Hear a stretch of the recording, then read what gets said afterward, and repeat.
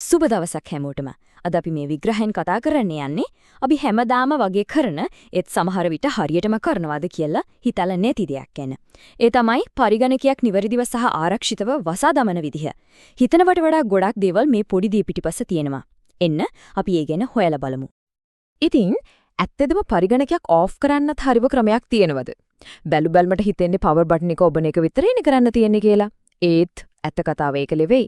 මේ පුංචි වැඩේ පිටිපස්සේ අපේ පරිගණකේ හොඳ නරක තීරණය කරන කරුණු ගොඩක් හැංගිලා තියෙනවා. අපි බලමුකෝ මේ මොනවද කියලා. හොඳයි. මේ කතාව හරියටම තේරුම් ගන්න අපි මුලින්ම පොඩි සිද්ධියකින්ම පටන් ගමු. ගොඩක් දෙනෙක්ට මේ වගේ දෙයක් වෙලා ඇති. හිතන්නකෝ මෙහෙම. හුඳටම අකුණු ගහන වෙලාවක්. අක්ෂා එයාගේ අයියයි ගෙදර ඉන්නවා. දැන් ගෙදරින් කියනවා හරි ඉක්මනට ඔය ලයිට් බඩු ඔක්කොම ඕෆ් කරන්න කියලා.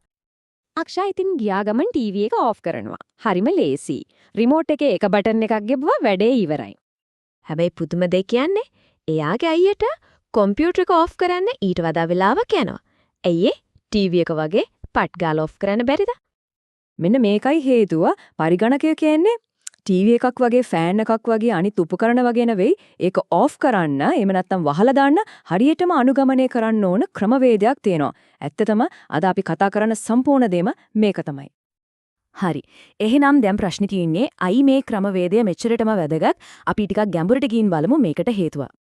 ඔව්. රූපවාහිනියක් වගේ දෙයක් ගත්තත් අපි කරන්නේ කෙලිම කරන්ට් එක කට් කරන එක. හැබැයි පරිගණකයකදී එහෙම බෑ. ඒක හරියට දුවලා ඉවර වෙලා හුස්ම අරගෙන හිමින් සිරුවෙන් අතර වෙනවා වගේ ඇතුලේ වැඩ කරන හැමදේම පිළිවෙලකට නවත්තන්න එයාට වෙලාව දෙන්නම ඕන.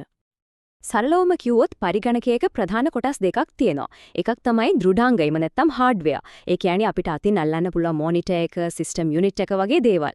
අනික තමයි මෘදුකාංග එහෙම නැත්නම් සොෆ්ට්වෙයාර්. ඒ කියන්නේ අතුලේ දුවන ප්‍රෝග්‍රෑම් සහ මෙහෙයුම් පද්ධතිය. අපි හරියට ෂට් ඩවුන් කරද්දී මේ හાર્ඩ්වෙයාර් සොෆ්ට්වෙයාර් කියන දෙකම ආරක්ෂා වෙනවා.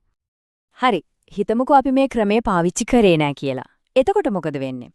අපේ වටිනා ෆයිල්ස්, ෆොටෝස් වගේ දේවල් නැති වෙන්න පුළුවන්. සොෆ්ට්වෙයාර් අවුලියන්න එහෙමත් නැත්නම් කරප්ට් වෙන්න පුළුවන්. ඒ විතරක් නෙමෙයි හાર્ඩ් ඩිස්ක් එක වගේ දෘඩාංග කොටස් වලටත් හානි වෙන්න ඉඩ තියෙනවා. බලන්න මේ පොඩි පුරුද්දෙන් කොච්චර ලොකු අවදානමක් මගහරවා ගන්න පුරවන්ද කියලා. හොඳයි එහෙනම් අපි දැන් බලමු ස්ටෙප් බයි ස්ටෙප් කොහොමද හරියටම පරිගණකයක් වහලා දාන්නේ කියලා. මේක තමයි වැදගත්ම හරිය.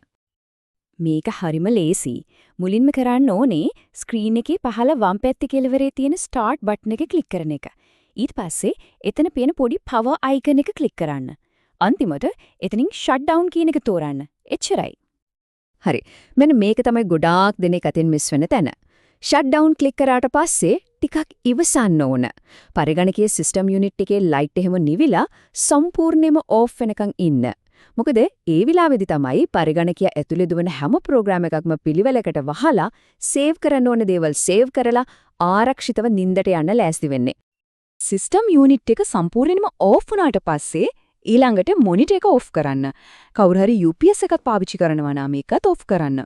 අන්තිමටම සම්පූර්ණ ආරක්ෂාවට බිත්තිය ප්ලග් එකෙන් කෝඩ් එක ගලවලා දාන්නත් පොරවන්. හරි. දැන් අපි දන්නවා කරන්න ඕන දේ. ඒ වගේම වැදගත් දෙයක් තමයි මොනවද කවදාවත් නොකර ඉන්න ඕන දේවල් කියන එක. මේ වැරදි නම් කවදාවත් කරන්න එපා. 1. කෙලින්ම වෝල් සොකට් එකෙන් ස්විච් එක ඕෆ් කරන එක. 2. පරිගණකයේ පවර් බටන් එක ඔබාගෙන ඉඳලා බලෙන් ඕෆ් කරන එක. 3. වැඩ කර ඉන්න ගමන් ප්ලග් එක ගලවලා දාන එක.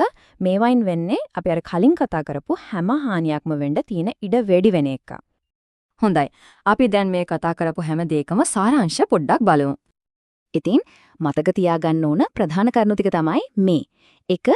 පරිගණකයක් වහන්න ඒකටම වෙන්නුණු නිශ්චිත ක්‍රමයක් තියෙනවා. 2.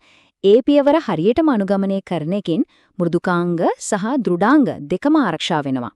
3. හැමතිස්සෙම ෂට් ඩවුන් කරන්න ඕන මෙහියුම් පද්ධතිය හරහා ඒ කියන්නේ ස්ටාර්ට් මෙනුව හරහා.